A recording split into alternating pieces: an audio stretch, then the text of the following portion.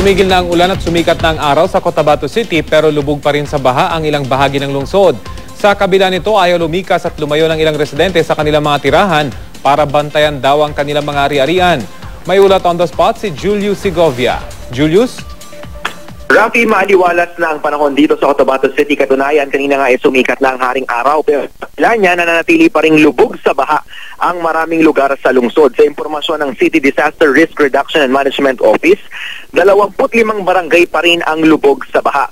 May ilang lugar nga raw na abot hanggang leeg pa ang tubig pero wala naman daw dapat ipag-alala dahil sanay na ang mga residente sa ganitong sitwasyon.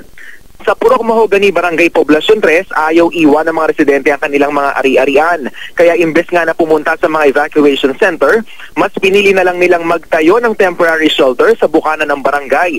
Kanya-kanya silang tayo ng tent doon. Iniiwasan daw kasi nila Rafi na masalisihan sila ng mga kawatan sakaling iwan ng kanilang mga bahay.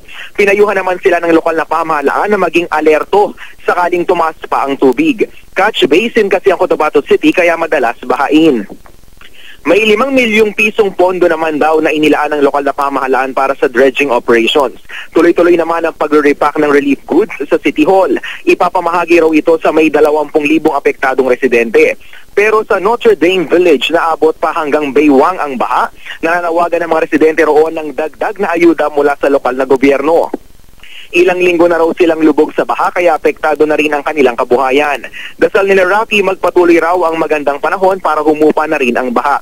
Samantala Rafi, may klase na rin sa maraming eskwelahan, maliban lamang nga sa Notre Dame University na lubog pa rin sa baha hanggang sa mga oras na ito.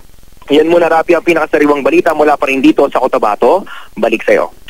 Maraming salamat, Julius Segovia.